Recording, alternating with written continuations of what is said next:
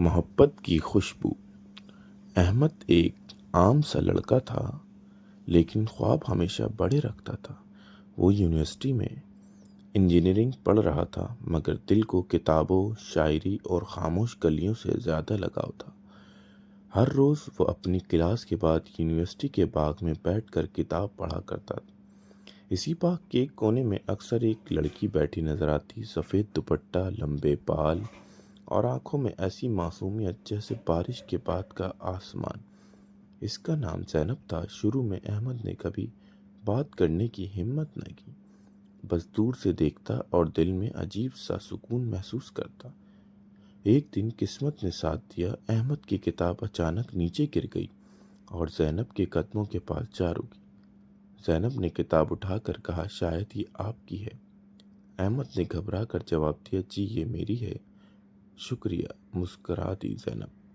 یہ مسکراہٹ احمد کے دل پر نقش ہو گئی۔ دوستی کی شروعات۔ اس دن کے بعد دونوں اکثر باغ میں ایک ہی وقت پر نظر آتے۔ پہلے خاموش سلام، پھر مختصر باتیں اور پھر آہستہ آہستہ گھنٹوں کی گفتگو۔ زینب کی شاعری کو بہت پسند تھی اور احمد کو بھی۔ وہ دونوں اکثر فیض اور جان ایلیا کے اشعار سناتے اور ایک دوسرے کی آنکھوں میں چھپے جذبات کو محسوس کرتے۔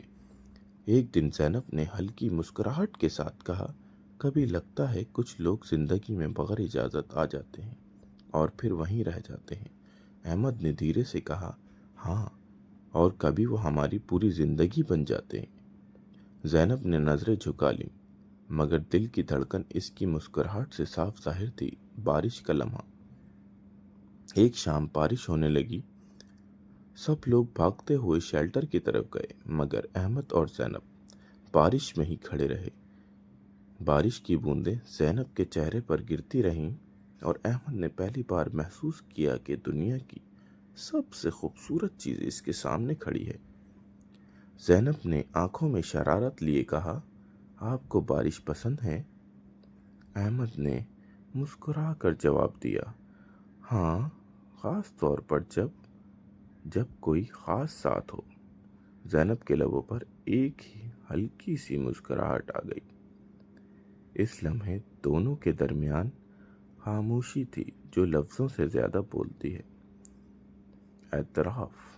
کچھ دن بعد احمد نے فیصلہ کیا کہ اب اپنے دل کی بات کہے گا۔ وہ باغ کے اس کونے میں زینب کا انتظار کرنے لگا۔ پہلی بار ان کی ملاقات ہوئی تھی۔ زینب آئی تو احمد نے لرزتی آواز میں کہا، زینب، مجھے نہیں پتا یہ محبت ہے یا دعا کی قبولیت، لیکن اتنا جانتا ہوں کہ میری زندگی کی ہر خوشی تمہارے نام ہے۔ کیا تم میری کہانی کا حصہ بنو گی؟ زینب خاموش رہی، پھر آہستہ سے بولی، احمد، میں بھی یہی دعا مانگتی تھی کہ کوئی ایسا ہو جو مجھے سمجھے، مجھے لفظوں سے زیادہ خاموشی میں محسوس کرے، اور آج مجھے جواب مل گیا ہے، نیا آغاز۔ اس لمحے احمد کو لگا کہ اس کی زندگی مکمل ہو گئی ہے۔ وہ دونوں باغ میں بیٹھے رہے۔ شام ڈھل گئی، روشنی کم ہوئی، لیکن ان کے دلوں میں محبت کی روشنی ہمیشہ کے لیے روشن ہو گئی۔ محبت شور نہیں کرتی، یہ دھیرے سے دل میں اترتی ہے، بالکل ایسے جیسے بارش کے بعد مٹی سے خوشبو اٹھتی ہے۔ احمد اور زینب کی محبت بھی ایسی ہی خوشبو تھی، سادہ مگر ہمیشہ رہنے والی۔